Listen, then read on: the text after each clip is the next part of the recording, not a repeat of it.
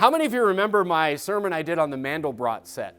The Mandelbrot set. And I think we enhanced that sermon where we showed the graphic of, it's basically a it's a type of mathematical equation that if you graph it over and over and over again, and now that we have computers, you can literally iterate this equation, millions of times, and you can get this amazing graphical representation.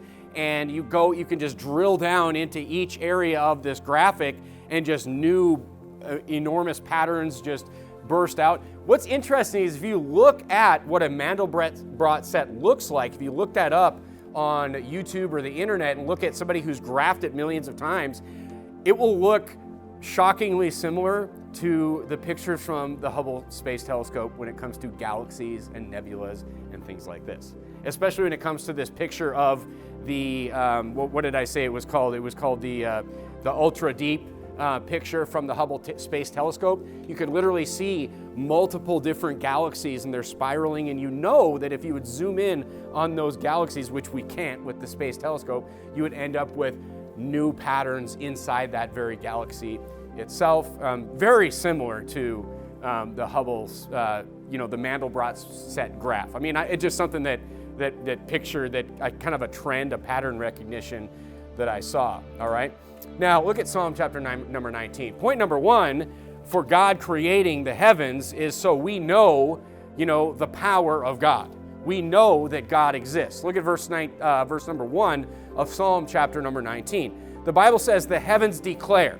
So when most people that are not, their conscience isn't scarred and they're not filled with all kinds of other ideas, if you would just take and show most people the pictures of the things that are out in space, and God has obviously allowed men to develop technologies to see these things, the Bible is saying that those amazing things to most people that don't have a scarred conscience will declare God to them.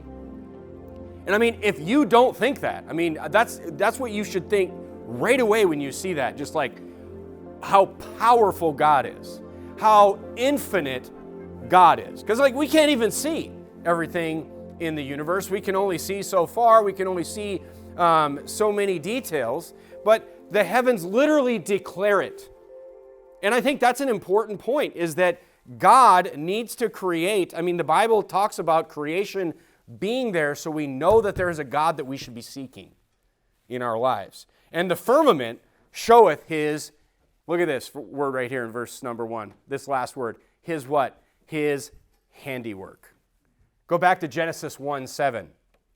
Go back to Genesis 1, verse number 7.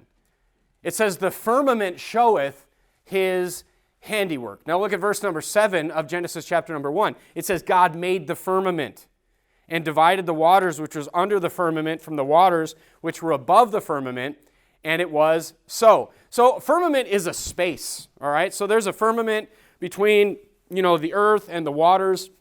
Above the earth, we'll talk about that in the next sermon. But what God is talking about in Psalm 19:1 is the firmament above the earth.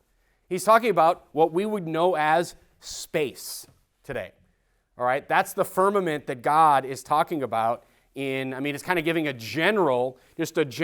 firmament, everything above us. It declares the glory of God. And look, the reason that it says, I love the word handiwork, is because, the reason that I believe that the Mandelbrot set looks the same as many galaxies and spirals. I mean, there's one picture of like a rose galaxy where it's just like this spiral up into this beautiful rose. It's a galaxy, but it looks like a blooming flower. I mean, go look up these images if you haven't seen it, and it will literally just declare God to you. And you will be in awe over the power. And look, not just the power, but the infinite nature of God. Just like for all these people that just, I must understand every detail of God. Go look at some galaxy pictures for a while. And you'll understand how small we are, how little our understanding is compared to just the infinite nature of God. Like, how's the Trinity work? Like, well, I don't know. God is just, his infinite nature is so massive, we can't even wrap our finite minds around it, our extremely finite minds around it. All right, but I love the word handiwork, because what the Bible is saying is that, the reason that these equations graph the same and things look the same and all this is because it's the same craftsman. It's the same person that built math, that built the universe. And that's why there are similarities.